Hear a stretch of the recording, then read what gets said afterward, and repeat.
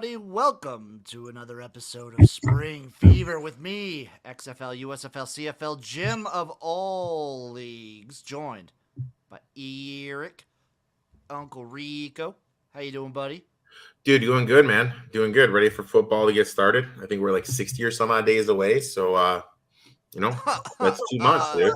We're about 4 days away. Actually, we're about today days away because we have CFL going on tonight. Sorry, ready for college football, my friend. Oh, dude, Ready for college football. I'm so ready for college football. Like, as a caveat, like, yay, CFL is awesome. Yeah, USFL is the fucking best. There's nothing like college football. Sorry, buddy. I got a little premature in my college football celebrations, dude. It's all good. Rocking that Central Michigan Chippewa shirt. This should be my official outfit for the show because I feel like I'm wearing it like every week. I feel like you're wearing it a ton too. But what a week. Let's just talk some USFL playoffs right now. What did you think of the games? I was a little disappointed with the Generals. I bet you were. But you know what? First half under hit. You have your Stars future home. I thought the Stars defense played better than it had for the whole year. The second half of the season, I thought they did play better. I didn't think they were going to be able to stop the Generals' run game, which kind of shocked me. I thought the Generals' D-line was going to be able to get to Cookus, and disrupt him, which he wasn't for the most part. First half of the game, a little more defensive oriented than I thought. Second half of the game, Stars came up with some plays to seal the victory. That was a big thing for me. I was super impressed with how the Stars defense came to play. They've been on an upshoot for the last, I'd say, 4 weeks-ish. The offensive line looked way better. Stars just all around impressed me. And then for the Generals, Luis Perez picked a real rough time to start throwing interceptions. He had only thrown 1 the entire year, and this game he throws 2, both on pretty crucial drives. 1 in the red zone, returned for like 70 yards early on. I think that was a huge momentum shift. And then Mike Riley, I get he wants to use both quarterbacks. I get he wants to use DeAndre Johnson and Luis Perez, but I don't understand the decision times of when he chose to switch in DeAndre Johnson. Like mid-drive at some points, and then just for a play or two, and then pull him back out. That left me a little head scratch. Well, you know the saying, if you have 2 quarterbacks, you don't have 1 quarterback. It worked for him all year, though. It worked for him all year, and then once DeAndre Johnson gets injured and Luis Perez has to be the guy, he wasn't the same. And you're not going to win a semifinal matchup having 3 turnovers, especially with 1 in the red zone. They only averaged 3.5 yards an attempt rushing. That's something that really stood out for me. I thought they were going to be able to run the ball a little bit better. But kudos to the Stars. I mean, you sifted out a couple of weeks ago. You said they were peaking at the right time, and you're in a great position. I mean, for how good the Generals defense has been for the whole season, the Stars had 5 red zone attempts, dude. I mean, they were moving up and down the field, but against the Stallions, those 5 red zone attempts, they need to get more than 1 red zone TD. They have to get 6 against the Stallions. They can't be settling for 3s or not putting any points on the board. Let's just move on. The Stallions versus Breakers. The Stallions, oh my God, they looked amazing. Dude, that was Seymour Smith is that dude. That was a beatdown. The Breakers defense, they weren't able to get off the field. I felt there was times in the fourth quarter where they just needed to stop the run, and they just couldn't do it. They just could not stop the run at all to get off the field. Having Bo Scarborough back there, who is a dude, is at any short yardage, you're up against it. They go with that old school full house backfield, and they're just getting first down after first down. Stars are going to be up against it. They're going to need to be able to win at the point of attack to have any shot. Once the Stallions have any sort of lead, it's super dangerous just because Bo Scarborough and that offensive line, you can just lean on them super hard. This game, I feel like, yes, it was a blowout, but it's sneaky was a little bit closer because Kyle Sloter just the kid hasn't seen a pass he doesn't think he can complete. He'll throw anything up there. Triple coverage, he doesn't care. He's getting hit, he doesn't care. He will never throw a ball out of bounds. 2 picks, 2 crucial picks. Brutal for this Breakers team.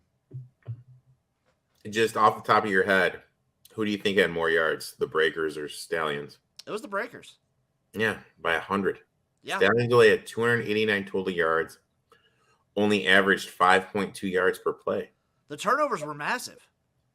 I mean, those turnovers, Breakers had 328 total yards, averaging, was it 8.2 yards a pass attempt. But those 2 interceptions just killed them. If they're not turning the ball over, this game, probably be a little bit closer, and we're probably cashing that +5 plus that we had for the Breakers. I think so, and it could have been different just because if the game's closer later in the game, they can't just lean on their run game because that defense isn't on the field as often early on. They're not as worn down. Maybe they have to actually throw it, and who knows what would have happened then? Because Jamar, as much as I love the guy, he's kind of inconsistent. He's very inconsistent. You're being way too nice to the kid. He got that dog in him, though. Yeah, he does. Some guys just have it, and they're able to take your team to the next level, and he definitely has that. I do think both quarterbacks going into the finals, the Stars and the Stallions, their quarterback has that dog in him. Case Cookis, his body craves contact, and I love that about him so much. Before we jump on to previewing this and previewing the CFL, I'm gonna be honest, I didn't watch a lot of CFL. I was really zoned in on the USFL this last week. I did live streams of both the games, so forgive me on that. 2 punt returns for touchdowns in the Stars Generals game, which is a rarity. That was awesome. That was fantastic. I love me some special teams points. So when Cavante Turpin did his for the Generals, they were talking about, they were announcing that as the play of the game as the Stars were beginning their touchdown run. That's crazy. It was crazy. I mean but I'll be honest, so the back to the Stallions Breakers game. Breakers scored it to cut it to, what was it? To cut it to 14-all. Yep. Right? And I really think the Stallions getting that late touchdown right before the half was huge. I mean, if that game was tied, I'm not saying that it would have played out better, but for the Stallions to get that TD right before the half to just carry allowing them, in, just to allow them to come into second half with the lead, build the momentum on the run game, just pound the rock. If you're in a tight, close game, you can't afford to eat up that much clock. But I mean, you hit on the head. They have that lead. They're just sitting on the ball because you can't stop it, exactly. And they're making your defense work. I thought that was an underrated thing for them to get that TD right before the end of the half to get that lead going in the second half. I think that was absolutely massive. So that brings us to the future, the USFL Finals. Also, congrats on the USFL. You made it to the finals. That's fantastic. Love it. Stallions are 4.5-point favorites. Stars plus 165 on the money line with a total set at 45.5. Give me that under 22.5 for the first half. I think people are going to be nervous. I think it's going to be a little bit of a sloppy game. I think they're going to get the run game going a little bit. I like the under. I wasn't really. If you take, how can I say this? I wasn't that impressed with the overall explosiveness of the Stallions offense last game. That's fair. That's fair. This is just my mentality. It's in my head. Stars are playing. I'm taking the over. Yeah. Okay. I respect that. I don't mind your first half under though. I can combine those. I love playing first half unders in these championship games. We hit it in the first game. I'll take it here. I'll play that first half under. But with how explosive the Stars offense is, I gotta take the plus 4.5. You gotta take the plus 4.5 without even thinking about it. Do I double dip and take Stars money line? But you have that juicy future. I do have that juicy future of plus 600. So if you tail Jim, what I would do is I would take the 4.5, and then I would just kind of wait. And then if I got the Stallions at plus money, I would look to do that. Okay, you're a hedge guy though. I know, but see, I want to retire early, dude. That's my goal in life, dude. I want to retire early. That way I get to see more of you. I can go into Nebraska. I can get some corn because I made a killer corn dish today. I would hedge to get the money. I don't hedge. That's something I do. When I gamble for, it's not about the money. It is about the feeling of a rush. That's why I gamble. There's nothing quite like a rush of a futures bet that's about to cash. I'm not going to be betting the money line here. I'm not going to double dip, but I will be not hedging. Okay. Team no hedge. Okay. Moving away from the Respect that. USFL. Congrats on the USFL for completing their inaugural season. That's a big move. Love it. We have I will CFL say right this. now. Let's give props where props is due. USFL, They fucking did it. dude, more viewership than F1, more viewership than EPL, more viewership than NHL, more viewership MLS, than MLS, more viewership PLL. than those MLB games. Now, I understand that the viewership kind of decreased as the season went along. But how I look at it, these games are being played weekends during the summer. You know what I mean? Like when it gets to this time, when you're in the end of June and June, that's when you're going to see viewership decrease. You look at it, week 7 was the first week in June. Okay. Before that, they were getting over 1 million views. As soon as June hit, 830K, 733K, 815K, week 10, only 649K, week 10. You know what I mean? It's Father's Day weekend. That's a tough thing. Well, it's that, and like the playoffs were already locked up. Everyone kind of figured those games like didn't matter at that point. The storylines were already locked up. Like you said, Father's Day, the dog days of summer. Everyone wants to be outside anyway. Yeah, so that's tough. I mean, week 2, 1 million, week 3, 1.144 million, week 4, 1.59 million. I mean, week 6, 1.196 million. I mean, that is insane viewership and we talked about it, little to no publicity. So I'll give them props. I think there is room to grow. I think the more that you get like these quarterbacks, like, or whoever is the face of the team, whatever player, you get these guys more like going on the Herd, going on whatever Fox Sports 1 talk show there is. You know what I mean? The more you get these guys out there in the mainstream, the better it is. They had nothing on ESPN. Well, people are thinking that's a concerted effort from ESPN because ESPN now is basically partnered with the XFL, and the fact that the USFL is like a Fox NBC thing. Yeah, maybe ESPN just didn't want to acknowledge it. That's the rumor. Well, if that's it, whatever, it is what it is. But still, like Fox Sports, they did talk about the playoffs. They did mention the playoffs. But I mean, I guess my thing, like Fox Sports 1 has all those shows. You can put them on whatever. They have their whole radio network on the Sirius Radio. Put them on whatever. Whoever wins the game on Sunday, Tuesday morning, have the coach or the team on the Today Show. You know what I mean? Just get it a little bit more mainstream. Have the MVP go on the Tonight Show. There is room to grow this and get this more mainstream. All it takes is just a hair of effort to do it. I'm also very excited to see what they'll do with a full offseason. Like they completed their first season. What do they do in the offseason? What moves do they make as an entity, as like player acquisition? When do they start up training camps now that they actually already have players on contract? They'll have a draft, but seemingly you're not drafting as many players because you're not filling up the teams. Yeah, you're still going to have small roster sizes.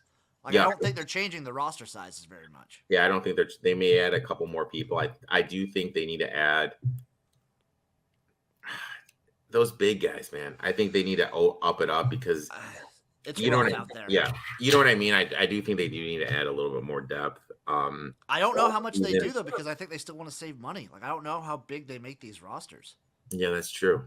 That's true, but if you don't have enough people, you don't have enough people. Dude. That's what I'm with, though. Like, I think they do need to increase them. Something I'm going to be intrigued to look at because I wonder, like, what they do for the draft. I wonder how many players they end up drafting, and I wonder, are we going to get roster increases? And then I'm also new coaches.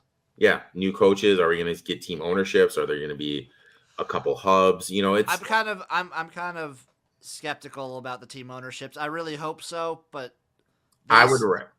Like, I definitely recommend it, but yeah. the more we get out, like maybe in the off season, like the real off season for the USFL, I'll be swayed a little bit. But as I'm seeing it right now, at most maybe they'll do like another hub city where they'll have like a northern hub city somewhere in like Michigan or Jersey or somewhere for the northern teams to play, or the southern, and then Birmingham for the southern teams, or maybe they'll have like a stadium contract with each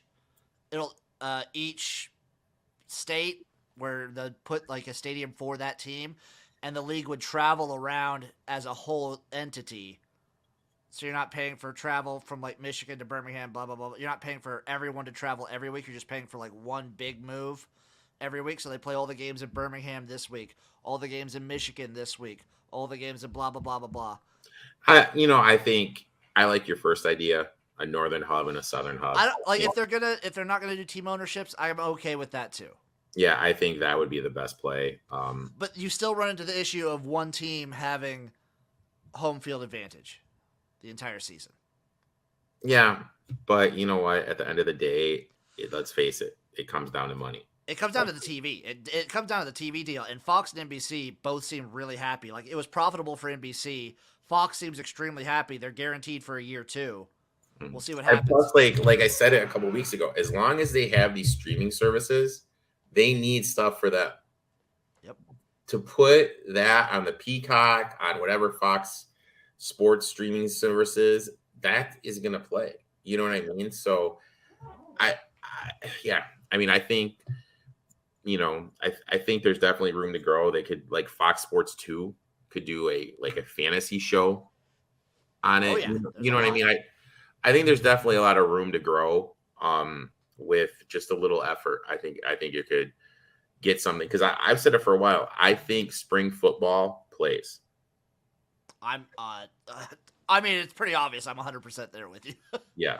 So so I'm going to be in Canton. I'm going to be at the game. Very excited for that. Looking forward to it. I'm going to be cheering on my Stars' future. Sorry, Stallions fans. After the championship game, when we're back for next week, we will break down all of the moves the XFL has made, what they've been up to, the showcases, everything like that. They've been doing a lot. They've been doing a lot behind the scenes. We'll talk some. We'll kind of give you a little projection on the X League. We'll talk some ELF. Their season's underway. We'll be talking a lot more about the other leagues without the big one, USFL, kind of in the prime of its season. Like, when the CFL gets into their postseason, guess what? We're going to really zone in and focus on the CFL. But until then, we're going to be covering them all. Be ready for that. I'm looking forward to it, my friend. You ready to break down this CFL week 4 of the CFL? Already on week 4. It's like time's flying, dude. You know, like, what's the saying? Time's flying when you're having fun. I'm having a fucking blast. Speaking of which, BC Lions fans have to be having the time of their life right now. Dude, what the hell, dude? Nathan Rourke, Canadian of the Month. I mean, Canadian of the Year, dude. Like, he's dominating. He's BOC, dude. He's balling out of control. He's fucking insane. That's the first game, Thursday night, BC Lions against the Ottawa Red Blacks. Redbacks coming off a bye. BC Lions are 2-point favorites. See, Uncle Rico is a little pissed off at himself because Uncle Rico likes to get ahead of the line. Uncle Rico missed the 3, but Uncle Rico got the 2.5. So I dabbled. I took the Redbacks plus the 2.5. This is fishy. Really? Why is this fishy? So the Red Blacks looked really good. They looked really good against the Blue Bombers, but they still lost by more than a touchdown each game. Mm-hmm. I think the BC Lions are looking better than the Red Blacks right now. Redbacks coming off than the Bombers. Okay. Redbacks are coming off a bye, though. That's fair. They're going to be at home. Jeremiah Masoli's a wild card. God, I feel like I'm getting suckered taking this -2. It's fishy. You're going to take BC -2? I might. The only play I'm confident in this game is the over. Okay. Over 48. Lock that up. I'm going to take the -2, but lock up the 48. Okay. You know, I'm maybe walking into a trap here, but I've watched both these teams. The Red Blacks look good, but BC looks to be on another plane of existence right now. but are you buying the hype though? I'm buying Nathan Rourke. But I mean, he did it against the Argonauts, and he did it against the Elks. Those are two not great teams from what it's looking like. That's the issue. You know what? I did the Red Blacks. I took the -105. I took the +114. I'm just a little higher on this team. I like taking teams. I'm high on the Red Blacks. I like them a lot. BC shifted my whole plane of reality. See, buddy, They were my worst team coming in. you're like, I kind of feel like right now you're like the guy at the bar who met the girl at 2 a.m. and then you went out on 2 dates with her, and now the third date you take her to a fine establishment like Chili's. And she's not Chili's material. She's not Chili's material, dude. She's 25-cent Morgan's Bar and Grill material. She's gas station hot dog material. Yeah, so dude, if I'm wrong, I'm wrong, and I My apologize. issue is I still take that third date. I still go to Chili's 10 times out of 10. I'm making this mistake. I'll die with this mistake. I'm taking the BC Lions -2. I love the over 48 though. I love the over 48. Yeah, I'm seeing it at 47 at some spots. Love that even more. Up Now, next, do you think this is one of those games, because you hit it a couple weeks ago, that starts off a little bit slower and we can get a better number live? possibly Ottawa usually they play these weird defenses, but Masoli, he puts up the yardage. They just haven't capitalized. But I think the defense of the Blue Bombers is better than the defense of the Lions. I just think this offense is insane, and they score a shitload of points. I think Masoli capitalizes on a lot of those red zone trips that the Red Blacks make, and they get more touchdowns than they do against a team like the Bombers, because they've only 2 games in, they've only played the Bombers twice. Yeah, which and the Bombers are still they're still top 1, top 2 team. Yeah, best defense. I'd say yes, best defense. Yeah, so I mean the Redbacks should be able to move the ball better. That's what makes me in love with this over. Oh. Game number 2, Friday Night Football. We got the Edmonton Elks taking on the Hamilton Tiger Cats. I believe these are my 2 worst power ranked teams. You know what? I am going to pass this game. Cats are -7. I've been plus burned. 220 on the underline. You know what? Line, and over 46.5. I've been burned by the Tiger Cats 2 weeks in a row. I feel like I hit a lotto ticket hitting the Elks bet last week. Well, that Elks bet, that is a rivalry game. It's the battle for Alberta. I know, but it's just, you just watch that. There's just certain stuff these teams do, and I understand that the Elks coach is trying to build it, trying to get it going in the right direction. Tiger Cats can't afford to lose another one, but this is if anything, I lean on the +7. I don't know if the Elks can win it, but the Tiger Cats have looked really bad at points, and they've thrown away games in the second half. Or even the end of the first. It's real bad. Yeah, this is too much for me as a gambler. This is too much delay for the TCs, and I don't trust the Elks. I may get involved in the under. I don't hate the under. 46.5 is the total. I'm probably staying away from that because Hamilton, you want to bet the under because the offense isn't great, but all of a sudden sometimes they score 28 and still lose. Yeah, just out of the blue. So this is a pure pass for me. I'm going to take the +7. I kind of like that play a little bit. I think this could be a close game. I think Hamilton wins it, though, especially at home. That's a tough place to play. +7's my move. This is a tough one. That's a lean. It's not a lock by any stretch of the words. Up next, we have the Montreal Alouettes finally getting a win. The Alouettes were my most unlucky team of the CFL up until last week when they fucking decimated the Rough Riders. Guess what? They're playing again.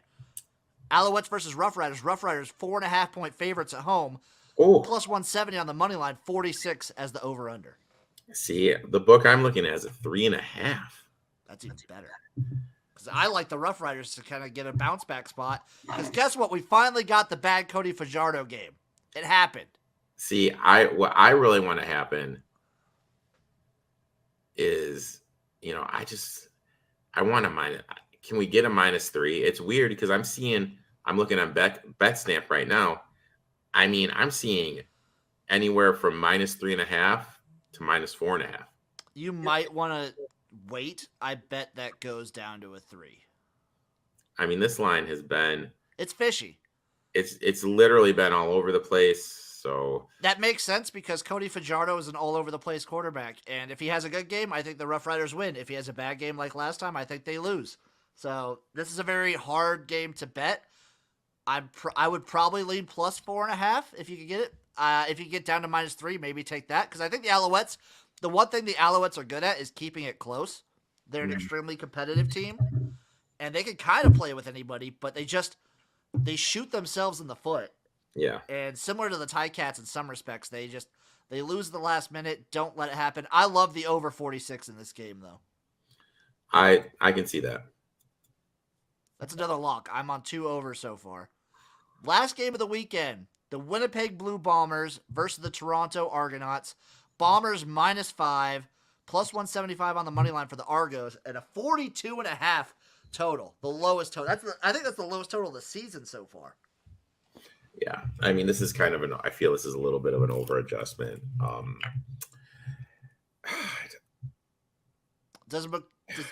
Okay, so do the Argos start Chad Kelly? I mean, like it's hard because you don't know what's happening at the quarterback room. If they start Swag, I'm doing it. I'm pulling the trigger. Money line if they start Swag. I'm pulling the trigger if they start Swag. But I am too. This is the game, and for those listening, we're recording this on Wednesday night. It's hard to make a bet when you don't know who QB1 is. If I got Swag and I'm looking at a 5 right now on William Hill, I'm taking that 5 all day. I'm 100%. But if I don't have Swag, this is probably just a pass for me. The only game I honestly really like this week is the Red Blacks. I mean, I think this is a very tough week in the CFL. This is an extremely tough week. I'm maybe on the over in this game, and so the way I'm handicapping this is without Swag Kelly, I'm taking the 5 for the Bombers. With Swag Kelly, I'm on Argos money line just as principle. I'm definitely on the +5. Yeah. So yeah, I am going to be Swag Kelly or bust for me. That's probably the smart move. The only game we have a difference in is I am on the Lions -2. Okay. All right. I'm on the Red Blacks +the 2.5 and the +the 114. Okay. Do you have any interesting little parlays this week? So this is the parlay that I'm looking at, and tell me what you think. I'm going to take the under 22 in the Stallions Stars. Okay. 22 first half. I'm going to take the Stars plus. I'm seeing 23, by the way, where I'm at. Oh, you're at Bovada? Yeah, Bovada has 23, just so you know. Okay. Well, let me pull up Bovada here right there. Sorry, buddy. I thought the Caesars app usually had the best. Shop around. Buddy, rookie mistake. No, you're good. I mean, this is for the viewer out there, or the listener. Make sure you're shopping around. Window shop. All right, so I'm gonna take the +165 on the Stars.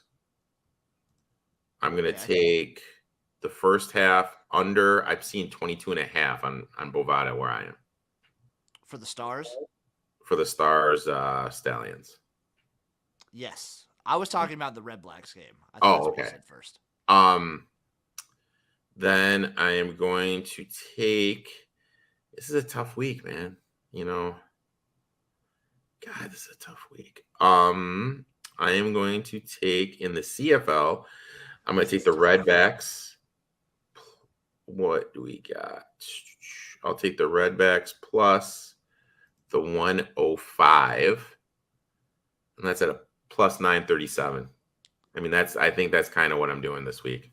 I dig that. I'm going to take the over in the BC Lions Red Blacks game, and I'm going to take the over in the Montreal Saskatchewan game. Just parlay those together. +264.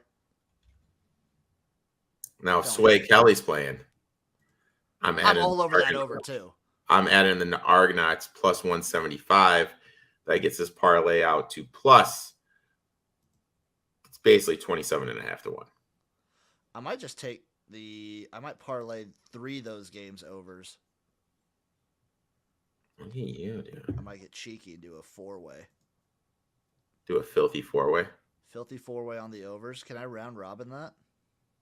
You should be able to, my friend. I can. I throw how much on there? Boom. Throw $20. Disgusting. I love it.